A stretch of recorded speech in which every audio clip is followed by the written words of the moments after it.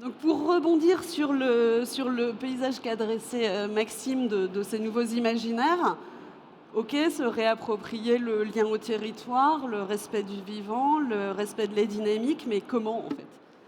Moi, ce que j'en comprends là, son premier conseil, c'est de prendre le temps du voyage. On va pas seulement quelque part, on fait un chemin qui nous mène quelque part. Louane, si je peux vous laisser commencer. Ce qui apparaît dans tes vidéos, dans ce que tu racontes, dans les conférences que tu donnes, c'est que ta découverte de ce voyage-là, et notamment en train, c'est pas du tout du renoncement, c'est du plaisir d'abord. Bah, carrément, moi, le voyage en train, ça a été vraiment une découverte incroyable. À la base, c'était juste un constat un peu écologique où je me disais, moi, mon rêve, c'est de voyager partout dans le monde. Oula, je m'étouffe, pardon. C'est de voyager partout dans le monde, mais je me rends bien compte que l'avion, c'est plus possible et on peut plus voyager comme on en rêvait en 2010, où on se disait, on va aller au bout du monde et ça va être trop bien. Et du coup, je me suis dit, le train, c'est une bonne alternative parce que c'est beaucoup moins polluant. Et en même temps, ça me permet de découvrir plein d'endroits sur le chemin. Et du coup, tous mes voyages depuis des années et des années, je les documente sur ma chaîne YouTube. Et je montre tous les endroits qu'on loupe si on choisit juste une destination et pas le chemin. Et en fait, c'est génial. Pour continuer sur cette option du train, Marc, on parle beaucoup des freins pratiques qui restent à lever, du temps que ça prend, de la question du prix comparativement à celui de l'avion. Quelle a été, votre démarche pour lever petit à petit ces freins? Alors, le frein aujourd'hui, en tout cas, c'est pas l'envie de train.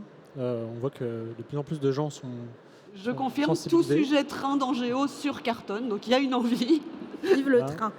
On le voit sur les réseaux aussi, avec Ourail, avec le jeune engagé qui est juste ici, je vois. Beaucoup d'influenceurs qui cartonnent parce que les gens ont envie de voyager en train et toutes les générations. Hein, nous, on le voit sur Ourail, c'est pas que les jeunes. Donc, il y a une envie. Cependant, c'est encore assez complexe aujourd'hui de prendre le train pour plusieurs raisons. Donc, quand on veut planifier un voyage en train, déjà à l'international, il faut arriver à trouver les correspondances les compagnies, savoir quand les dates des billets sont disponibles, et ça peut être un casse-tête. Donc justement, nous, on œuvre pour que ce soit plus simple, en informant les gens sur les réseaux sociaux, sur déjà les destinations accessibles, sur les imaginaires de voyage en train, et leur permettre de voyager plus simplement, de manière générale, et de réduire ce gap avec l'avion, où aujourd'hui l'avion ou la voiture, on peut monter dedans beaucoup plus facilement pour voyager à l'international. Et le train, c'est pas toujours que le train. Il y a la possibilité du multimodal, il y a la possibilité d'en faire un des modes de voyage, quitte à louer une voiture sur les derniers kilomètres. C'est le cas, oui, le multimodal. Sur le salon, la question qui est le plus revenue sur le stand Orail, c'est comment on fait pour mettre son vélo dans le train. Effectivement, il y a des questions, mais j'ai envie de dire, c'est une question qui viendra après déjà la première question de comment on prend le train et comment on fait un réseau unique pour voyager à l'international en tant qu'Européen. Aujourd'hui, si déjà on arrive à faire ça, ce serait pas mal. Le multimodal, aujourd'hui, le train, effectivement, le vélo, c'est compliqué dans le train. Ça peut être amélioré, mais si on n'a pas de train déjà, il n'y a pas de cette C'est question. ça, parce que parmi les choses qui peuvent être améliorées, évidemment, il y a cette envie de train, il y a nos engagements à nous à voyager mieux, plus respectueusement, mais il y a aussi des questions qui sont beaucoup plus politiques que ça et qui sont des questions d'accès aux infrastructures, de développement des lignes, de développement des trains longue distance, de nuit. Quels sont, vos espoirs de développement qui faciliteraient encore cette appropriation du train? Alors, nous, avec Ourai, on essaye de porter une voix justement sur nos réseaux pour faire avancer les politiques publiques là-dessus. On reçoit les dirigeants de la SNCF assez régulièrement pour comprendre l'état des lieux. On espère que justement l'offre peut continuer à se développer. On voit que progressivement, c'est le temps long, hein, le train malheureusement, mais progressivement de nouvelles lignes se lancent. On a eu des lignes Ouigo nouvelles cette année vers la Belgique, vers le Pays Basque. On espère qu'il va y avoir de nouvelles lignes de train de nuit aussi, même si c'est difficile pour des questions de rentabilité. Mais on voit que c'est possible. L'ouverture du Paris-Berlin ce vendredi l'a montré, qu'on peut réouvrir de nouvelles lignes, que ça peut être rentable. Donc voilà, nous on porte cette voie, on espère qu'il y aura des investissements à la fois privés et publics pour faire plus de trains et permettre aux gens de voyager international. Merci. Il y a une autre question qui émergeait et dans mon intro tout à l'heure et dans les propos de Maxime, c'est que voyager, ça peut être aussi beaucoup plus près, en train, en vélo, à pied, en voiture, en stop. Redécouvrir le local, c'est quelque chose dont on a beaucoup, beaucoup parlé pendant le Covid, et puis moins. Et pourtant, si je me réfère là encore aux attentes des lecteurs de Géo, aux sujets qui fonctionnent, aux ventes, nos sujets France, la nouvelle rubrique France buissonnière, nos régions françaises en couverture, sont toujours des ventes au-dessus de la moyenne. Voyager en France, c'est à nouveau hype. Voyager près de chez soi, c'est redécouvrir quoi ? Je pense que c'est un point clé pour moi, parce qu'il va y avoir de la friction sur des choses. Le train, c'est vraiment très bien, c'est le mode de transport le mieux sur le plan impact, mais c'est peut-être pas dans toutes les bourses, dans tous les budgets. Il y a des notions de praticité aussi sur certains segments, comme les familles et autres. Et donc, nous, notre constat, c'est que finalement, il y a un gros levier d'impact aussi sur la distance. C'est de dire, en fait, si on voyage moins loin, on a moins d'impact, c'est mécanique. Et la chance que l'on a en France et en Europe généralement, c'est qu'on a une opulence, une quantité de trésors, en fait, pas loin de chez soi, et qu'on ne connaît pas, en fait. Et moi, j'ai pu découvrir dans mon parcours que j'étais allé loin et je connaissais des recoins de certains pays par cœur, mais je ne connaissais pas les trésors que j'avais à 20 km de chez moi.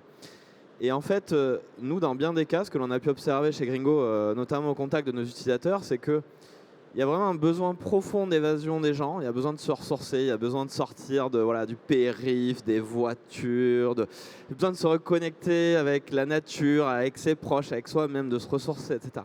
Je pense que Maxime Blando le mentionnait un petit peu tout à l'heure. Et finalement, c'est ça le besoin profond. Maintenant qu'on s'est dit ça, est-ce qu'il y a une offre locale compatible avec la réponse à ce besoin expérientiel finalement? La réponse est oui. Et en fait, il y en a en quantité vraiment énorme. Et il y en a dans tous les décors, dans tous les paysages, dans tous les territoires, dans toutes les régions, où que vous soyez, il y en a partout. Et il n'y a même pas assez d'une vie pour les découvrir rien qu'en France. Et en Europe, j'en parle même pas. La chance qu'on a, c'est qu'on a un continent avec cette richesse, ce patrimoine naturel, culturel, culinaire.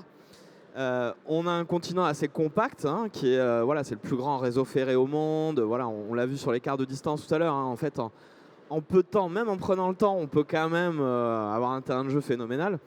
Et donc pour moi, l'enjeu il est plutôt de créer ce désir, de rendre sexy et de faciliter, de structurer cette offre de tourisme de proximité locale qui donne envie. Et c'est ce à quoi on s'attache, notamment nous chez Gringo.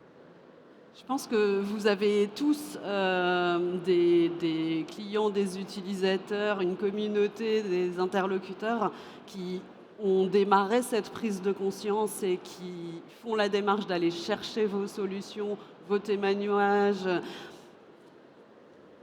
Vous, quand vous avez eu cette prise de conscience, et je vais vous demander à tous les trois comment ça s'est passé, comment c'est arrivé et aujourd'hui, quelle satisfaction vous tirez d'avoir fait ce switch? Est-ce que pour quelqu'un dont le premier réflexe c'est « je suis au bout du rouleau, je veux une plage au soleil, au calme, dans un club et si je ne vois rien, tant pis », qu'est-ce que vous leur promettez dans ces alternatives-là qui va répondre à ce besoin? Qui veut commencer? Je suis lancé, donc je continue. Moi, quand j'ai fait mon bilan carbone en 2019, je ne savais pas en fait l'impact que je pouvais avoir, que je n'avais pas bien conscience des enjeux climatiques. J'ai vu que j'avais consommé 30 ans de quota carbone, c'est-à-dire que j'avais consommé 60 tonnes de CO2 et c'est 30 ans de quota si on veut être 2 tonnes compatibles dans les accords de Paris. Je n'avais jamais pris l'avion avant mes 23 ans, parce que je viens du territoire, on va dire. Et en fait, quand je suis revenu d'un voyage, je me suis dit, c'est dommage parce que y a eu plein de fois où j'ai eu de l'impact et où en fait, j'aurais pu trouver plein de choses pas loin. En fait. Et j'ai fait des voyages locaux et je me suis dit, mais en fait, pourquoi je m'embête, pour parler correctement, à aller dans ces avions, de prendre les voyages cabines, et les valises cabines, etc., etc. Il y a plein de frictions en fait aussi dans le voyage lointain. Et moi de me dire, là, à 1 heure de chez moi, j'ai plein de trucs trop bien. Et si impulsivement, je veux partir juste là ce week-end ou 1 semaine ou 2 semaines, en fait, je peux avoir les mêmes expériences. que ce que j'avais l'habitude d'avoir très loin en fait. Mais je vais l'avoir avec beaucoup moins d'impact. Et en fait, C'est un mot important, expérience, friction. parce qu'en fait, dans ce que vous proposez, c'est pas d'abord une destination, c'est d'abord une expérience. voilà, exactement. Et c'est pour ça qu'il faut travailler cette expérience. Il faut sortir les singularités qu'on a dans nos territoires, qu'on a dans les offres touristiques, des hébergeurs touristiques notamment. Il faut les mettre en valeur, il faut les mettre en exergue, notamment en local. Et ensuite fournir les outils pour permettre de les trouver facilement, de les réserver facilement. C'est là qu'est la clé, c'est vraiment rendre désirable et enlever la friction. C'est vraiment ça la clé. Et moi, ce que j'ai pu voir de mon expérience, j'ai pas pris l'avion depuis 2019, mais en fait j'ai moins de friction, je prends autant de plaisir et c'est moins cher. Non, je ne peux que le recommander. Après, je dis pas que le voyage lointain n'a pas des vertus qui sont peut-être différentes, qui sont peut-être plus transformantes. Il faut prendre le temps si on le peut. Si on a l'occasion, le chemin fait partie du voyage. Je pense que je rejoindrai vraiment ce que dirait Elouane. Après, il y a des gens qui ont plus ou moins le temps, etc. Voilà. Mais je suis pas je veux pas qu'on se dise il faut surtout pas voyager loin. Moi, ce que je veux dire, c'est le kiff de voyager local, si je peux me permettre cette familiarité. Voilà. Oui, c'est pas l'un ou l'autre. Louane, quand on a préparé cette session, moi, ce qui m'a frappé dans tous les témoignages que tu partages, c'est le kiff, quoi. C'est le plaisir de ce temps du voyage, des rencontres, de ce que tu en gardes. Bah ouais, c'est clair. Moi, je rejoins carrément Guillaume sur ce qu'il vient de dire. En fait, moi, mon but avec toutes mes vidéos et tous mes documentaires, c'est de transformer les imaginaires et vraiment de rendre le chemin stylé. Tout à l'heure, il y a Maxime qui parlait de Santorin, de l'île de Santorin en Grèce. Moi, j'y suis allée il y a quelques années en train. Et le but, c'était de me faire accompagner par des scientifiques. En gros, j'avais un petit carnet où je notais tout ce que je faisais dans mes journées. Je suis partie pendant 2 mois de voyage. Et donc, j'écrivais les transports que je prenais, les logements où j'étais, les repas végétariens ou véganes ou pas d'ailleurs, avec de la viande. Et à la fin de ce voyage, j'ai transmis ce petit carnet aux scientifiques qui ont calculé mon impact carbone sur les 2 mois de voyage. Et en gros, 2 mois de maxi-kiff où j'ai traversé 10 pays. Ça a coûté en carbone autant qu'un aller à Santorin en avion, en 4 ou 5 heures, je crois. Donc c'était assez ouf de se rendre compte de ça. Et surtout, moi, mon but avec ce docu-là, c'était de parler du chemin et de ce qu'on loupe quand on prend l'avion. Parce que, par exemple, ma plus belle découverte auquel je ne m'attendais absolument pas, c'était la Bosnie-Herzégovine, qui est un pays coincé entre la Slovénie et la Croatie. J'avais jamais entendu parler de cet endroit, j'étais peut-être inculte, mais je pense pas. Et en fait, ça a été un coup de cœur, mais absolu. Et je devais y rester 1 jour juste pour transiter. Au final, je suis restée 10 jours et j'ai adoré. Et donc, le but, c'était vraiment de montrer tout ce chemin-là. Et au final, je suis arrivée à Santorin et c'était une désillusion totale parce que ce qu'on vend comme du paradis et des plages et des piscines et des resorts et tout ça, je suis arrivée en hors saison et en fait c'était que des chantiers d'hôtels. Donc cette île absolument magnifique était défigurée par des échafaudages. Il y avait plein de gens qui repeignaient toutes les petites maisons en blanc comme on a l'habitude de voir sur des images en Grèce, sauf que les maisons étaient déjà blanches. Donc en fait on les repeignait juste pour que les photos Instagram paraissent chouettes. Il y avait une piscine devant chaque porte de chaque maison, de chaque hôtel. Enfin, c'était pas des maisons d'ailleurs, il n'y avait pas beaucoup d'habitants au final. Et c'était un choc fou parce que les images qu'on voit sur Instagram, elles défigurent complètement au final les endroits dans lesquels on imagine que c'est le paradis. Donc ouais, c'était une belle prise de conscience. On disait voyager mieux, voyager moins souvent. Mais ce que je réalise là, et c'est très très vrai pour un voyage en train au long cours, même si on ne va pas très loin, mais qu'on voyage un certain temps dans un certain nombre de pays, c'est qu'en fait, c'est 10-12 voyages en un. On peut faire des choix d'étapes. Exactement. C'est le cas de le dire. Moi, très récemment, je suis allé à Istanbul en train. Même moi qui voyage beaucoup en train, je ne pensais pas le faire de sitôt parce que c'est des voyages assez lourds comme a pu le faire Louane en Chine ou à Santorin. C'est des choses qui prennent plusieurs jours, voire plusieurs semaines. Et j'ai une amie, mon date, qui m'a invité à Istanbul. Je me suis dit, allez, j'y vais. Je vais en train à Istanbul, seul la rejoindre. Et en fait, voilà, le voyage s'est transformé en 12 voyages en un, justement, en visitant sur la route des villes que j'aurais jamais visitées, comme Bucarest, comme Budapest. J'ai traversé 7 pays en un. Et du coup, il n'y a pas de rupture au niveau des cultures. C'est-à-dire que vous ne téléportez pas. vous voyez littéralement cette transition au fil des pays que vous traversez, culturellement, et vous apprenez aussi des gens que vous côtoyez. Moi, j'ai eu des discussions lunaires où j'étais dans le train en Roumanie en train de discuter avec des gens qui me demandaient pourquoi Marine Le Pen n'était pas au pouvoir, donc des locaux qui s'intéressaient à la politique. Enfin, c'est ce genre d'imprévus comme ça qui construisent le voyage. Donc vraiment, ça l'enrichit, je trouve. Il ne faut pas hésiter à ne pas tout planifier aussi. Et effectivement, voilà, si on veut s'arrêter au Monténégro 3 jours, si on a tout planifié, on ne peut pas le faire. Donc prenez un pass Interrail, par exemple, pour avoir cette flexibilité, ou ne réservez juste simplement pas vos nuits d'hôtel, et faites-les au jour le jour pour avoir cette flexibilité. Il faut voir les avantages du voyage en train aussi. Il faut essayer de retourner un petit peu le truc. Pour ceux qui ne sont pas prêts à tout changer d'un coup, pour qui ça représente quand même une petite révolution des vacances, est-ce que vous avez chacun un conseil d'une première petite expérience de ça, à petite échelle? Par où on commence? Par la Suisse. Bon. Je pense que un des pays les plus beaux en Europe et les plus accessibles en train, c'est la Suisse. Donc après, c'est vachement cher, on va pas se mentir. Mais avec un pass Interrail et des petites bidouilles, il y a moyen de faire un chouette voyage. Je pense que le but, c'est de commencer proche, même en France en fait. Mais si vraiment on veut aller à l'étranger, je pense que des pays limitrophes et tout, c'est génial à explorer. Enfin, on a des merveilles absolues. Donc ouais, moi je conseillerais la Suisse à fond. Maxime disait tout à l'heure, commencez par sortir de chez vous. Je mets les pieds pour la première fois sur votre plateforme dans un temps raisonnable pour un prix raisonnable. Je sais pas, qu'est-ce qui a le plus surpris vos utilisateurs? Qu'est-ce qui vous a remonté le plus de...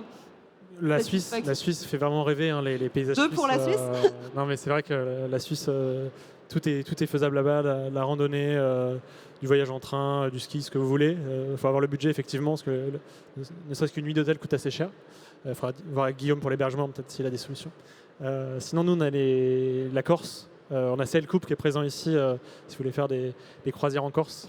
C'est magnifique, il y a du train en Corse aussi. Et vous voulez faire du vélo, il fait beau. C'est pas besoin d'aller aux Seychelles. Voilà. Si je peux partager une destination un peu moins chère, c'est l'Italie. En fait, l'Italie, on s'en rend pas compte, mais c'est hyper bien relié en train. Il y a un train de nuit qui traverse tout le pays, de Milan jusqu'à Syracuse, il me semble. Diversité incroyable. Mais c'est exceptionnel et je l'ai pris il y a quelques années. Et en gros, on arrive en Sicile, donc c'est quand même des paysages extraordinaires. Enfin, on peut associer ça à une île paradisiaque, quoi.